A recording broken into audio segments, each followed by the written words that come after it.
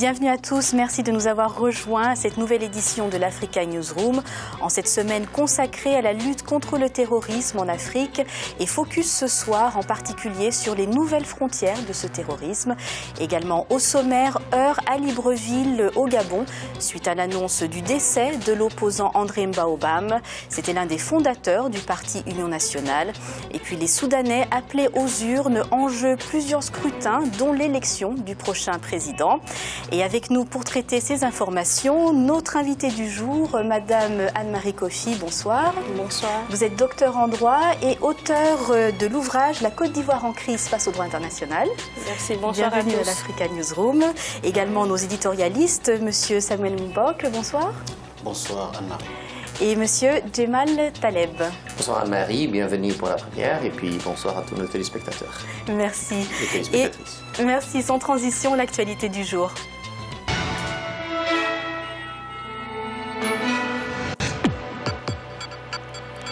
Le calme est revenu à Libreville, au Gabon, suite aux incidents qui ont suivi l'annonce du décès de l'opposant André Mbaobam.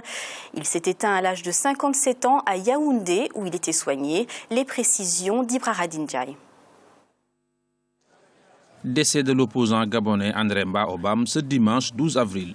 Fondateur du parti l'Union nationale, il fut ministre sous l'ère de l'ancien président Omar Bongo. Leader charismatique de l'opposition, sa disparition attriste la classe politique gabonaise et au-delà. Ma première réaction, c'est de la stupeur, la tristesse qui m'envahit et qui envahit tous les militants de l'Union nationale, parti dont M. Mbaobam était l'un des fondateurs. Nous savons également que M. Mbaobam avait été élu en 2009 devant Ali Bongo. Et c'est cette victoire que nous avons toujours réclamée depuis 5 ans. Et malheureusement, M. Mbaobam est tombé malade et nous déplorons aujourd'hui tous sa mort. Mbaobam était un militant, un combattant pour la démocratie et c'est dans ce sens qu'il voulait, avec tous les militants de l'Union nationale et tous ceux qui sont pour la dignité du Gabon et des Gabonais, c'est dans ce sens qu'il voulait mener son combat. Des heurts ont été signalés après l'annonce de son décès dans la nuit de dimanche à lundi. Arrivé officiellement second lors de la présidentielle de 2009,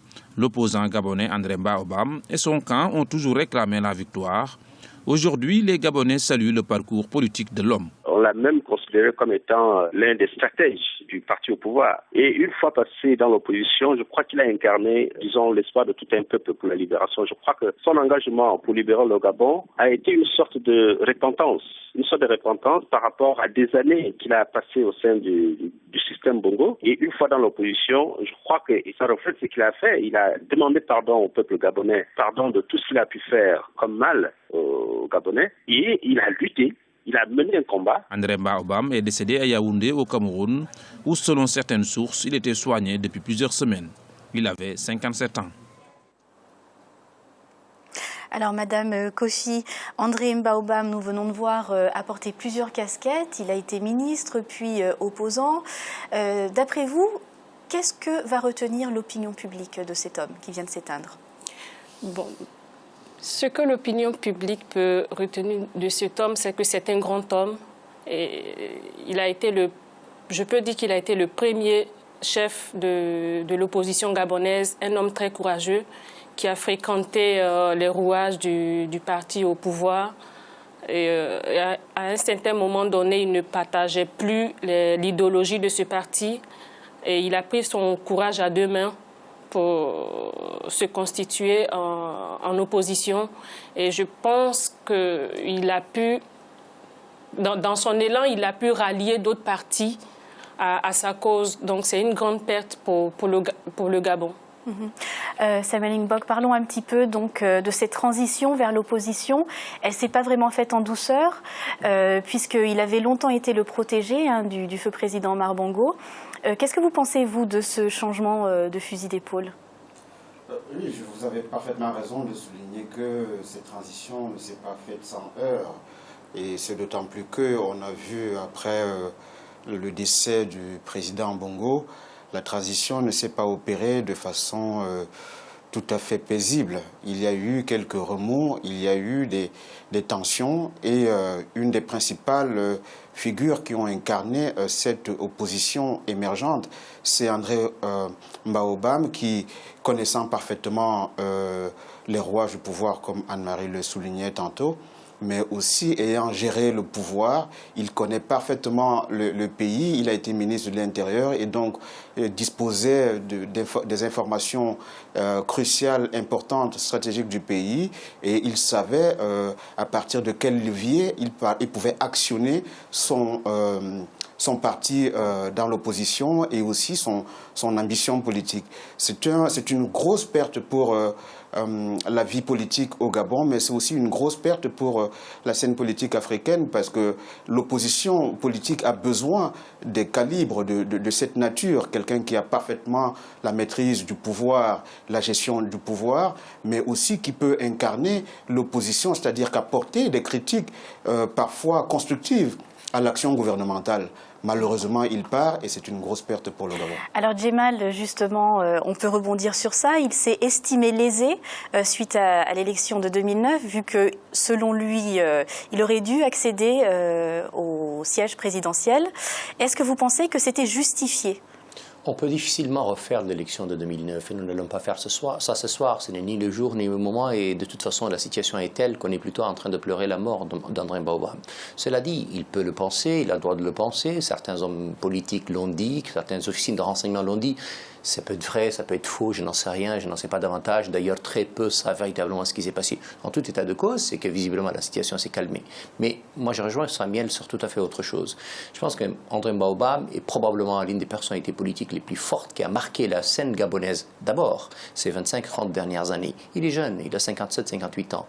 Et puis, il a marqué le continent africain, incontestablement. C'est vraiment le fils que Omar Bongo a eu par ailleurs, mais qui n'a pas eu comme lui. C'était un homme remarquablement intelligent, qui a été un brillant ministre de l'Intérieur, et puis quand il s'est... Parce que la guerre de la fin, de la guerre des successeurs de Bongo a été telle qu'il a lui aussi choisi un autre camp, parce qu'il s'estimait probablement plus légitime qu'un autre, parce qu'il ne croyait pas à une succession dans une logique dynastique, et donc il s'est estimé, lui, beaucoup plus légitime pour devenir président. Enfin, il a fait la campagne qu'il a faite, qui a été bonne, il n'a pas démérité. Bon, Omar Bongo Ondimba, Ali Bongo Ondimba a été élu, c'est fini, c'est terminé, on passe à autre chose. Ça n'enlève rien au mérite d'André Mba Obam, qui restera dans nos têtes comme un grand homme. Merci, merci. Juste avant de terminer, j'aimerais juste souligner le fait que l'ambassade du Bénin a été visée donc, dans ces heures. Est-ce qu'on a frôlé l'incident diplomatique? Peut-être que Anne-Marie, vous voulez répondre à cela? Les deux gouvernements ont réagi, et du Gabon et du Bénin. Mais ça dépend quand on parle d'incidents diplomatiques, parce qu'en droit des relations diplomatiques, reste à savoir est-ce que les individus qui ont attaqué l'ambassade, qui bénéficient de l'inviolabilité des locaux et du personnel, leurs actes peuvent être imputables au gouvernement gabonais ou pas. Très bien, merci. Alors on passe maintenant au second sujet. On va direction le Soudan, où les électeurs sont appelés aux urnes depuis ce lundi, et ce pour 3 jours. Il y a plusieurs scrutins en jeu. Ils doivent élire leur président, mais également leurs parlementaires et aussi les représentants des régions. Le président Omar el-Béchir, âgé de 71 ans et qui au pouvoir depuis 26 ans, brigue un nouveau mandat de 5 ans. L'opposition, quant à elle, a décidé de boycotter ce scrutin. Les précisions de Kekelia Feto. C'est un pays de 37 millions d'habitants en Afrique de l'Est. Les Soudanais sont appelés aux urnes à partir de lundi et jusqu'au 15 avril pour élire le président de la République et leurs députés. Des scrutins qui, aux yeux des observateurs, revêtent plusieurs enjeux. Les enjeux présidentiels de ces élections pour le Soudan sont principalement des enjeux économiques, parce que le Soudan souffre de la crise qui se passe au niveau du pays, notamment liée aux sanctions économiques et aussi à ces guerres qui sont dans le Darfour et aussi dans le Nil bleu. Donc, il y a aussi un besoin pour la population, un besoin de réconciliation, un besoin aussi de la fin de la guerre qui se trouve au niveau du Sud et aussi au niveau de Darfour. Si le parti du Congrès national, celui du président Omar el-Béchir, est quasi certain de la réélection de son candidat, l'opposition de son côté appelle à boycotter ce qu'elle considère comme un simulacre d'élection. L'opposition voudrait la mise en place d'un gouvernement transitoire permettant une meilleure représentativité de toutes les sensibilités politiques du pays pour faire face aux nombreux défis que le Soudan doit relever. Pour le président Béchir, éventuellement s'il gagne les élections, son dernier mandat, la fin des poursuites de la Cour pénale internationale et ce qui va s'acheminer vers la solution du président kenyan, se présenter et essayer de jouer la transparence et jouer la justice en tant que telle. Autre chose, il y a aussi les enjeux de la réconciliation avec le Soudan du Sud pour qu'il y ait un bon partage des revenus de ce pétrole, notamment au niveau de l'acheminement avec les pipelines. Le chef de la commission électorale du Soudan, Mukhtar al-Sam, a annoncé ce samedi que tous les préparatifs pour le début des élections présidentielles de lundi étaient achevés, indiquant par ailleurs l'arrivée de 221 observateurs internationaux. La République du Soudan est indépendante depuis le 1er janvier 1956 et alterne des régimes présidentiels et parlementaires depuis cette date. 15 candidats de l'opposition affrontent le président Omar el-Béchir pour cette présidentielle 2015. Alors Samuel, comme en 2010, l'opposition décide de boycotter ce scrutin, est-ce que d'après vous c'est une stratégie qui va porter ses fruits? Est-ce qu'il peut y avoir vraiment des élections intéressantes sans la part de l'opposition?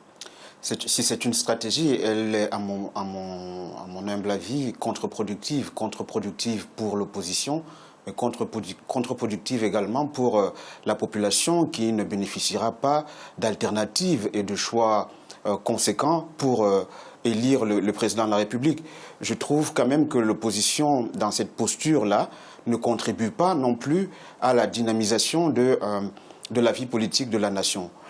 Omar el-Béchir connaît parfaitement son pays et il a déjà passé plusieurs mandats à la tête du pays. Le pays n'a pas non plus une grande expérience en matière de démocratie et donc quand l'opposition décide de se battre en retrait par rapport à des échéances électorales aussi importantes, ce n'est pas du tout constructif pour la nation. Djemal, qu'est-ce qu'on sait des 15 candidats qui sont face à Omar el-Béchir? Pas grand-chose parce que les candidats historiques ne sont pas dans le jeu politique, c'est-à-dire Sadr al-Mahdi en l'occurrence et Hassan Tourabi. Et donc ce sont là les figures très connues de l'opposition soudanaise. L'horizon pour le président Béchir est très éclairci pour le coup. Sa succession n'est pas réglée et donc en définitive les gens se disent sans lui, point de salut demain. Et donc sa position-là devient stratégique. Il y a un deuxième élément important, c'est-à-dire la fin des enquêtes de la Cour pénale internationale. Et ça lui donne là, encore une fois, un horizon plus jouable, plus ouvert. Et puis la faiblesse, on le disait tout à l'heure, des oppositions, parce qu'en définitive, la faiblesse des oppositions est toujours préjudiciable à la démocratie, et Samuel a raison. Elles sont toutes très bonnes pour le président Béchir. Et puis les deux derniers éléments importants, c'est la bienveillance désormais du côté de l'Égypte. Le gouvernement actuel de Khartoum est un gouvernement favorable, c'est-à-dire qu'il en est fini avec les frères musulmans qui lui étaient défavorables. Et puis sa participation aujourd'hui en première ligne dans la guerre au Yémen auprès des Saoudiens lui donne là encore un rôle stratégique régional fondamental, adoubé quelque part, j'en aurais fini là-dessus, par les États-Unis indirectement, parce qu'eux ont donné leur bénédiction à cette coalition importante dont le Soudan est un élément important. Et donc là, l'élection, il a raison, Samuel, elle est regrettable, parce qu'en définitive, l'opposition ne participe pas. Enfin, pour Hassan Béchir, l'horizon là n'a jamais été aussi heureux depuis son accession au pouvoir. Et puis c'est intéressant, vous parliez notamment du Yémen, que Omar el-Béchir promet donc tout au long de sa campagne électorale de faire appliquer une charia finalement. Est-ce que là on se rapproche des idéaux des pays mentionnés par Djemal? Un peu. Un peu parce que je ne suis pas tout à fait d'accord avec Djemal, parce que je constate, peut-être que mon constat aussi peut être erroné, mais je le défends. Sur le plan international, le président, comme on appelle soudanais, excusez-moi, est un peu isolé. Parce que depuis 1997, il y a les États-Unis qui ont voté des sanctions commerciales contre le Soudan. Et il a un plomb dans l'aile par rapport aux poursuites de la Cour pénale internationale à son encontre pour 10 chefs d'accusation Et donc, il essaie d'un autre côté d'avoir des alliés tels que le Yémen, l'Égypte et autres.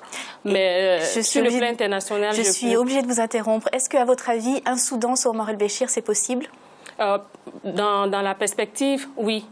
Parce que vu que l'opposition veut participer ou participe aux prochaines élections en rang dispersé, c'est fort probable et possible qu'il reste au pouvoir. Merci. Nous allons marquer une courte pause. On se retrouve dans quelques instants pour la suite de l'Africa Newsroom.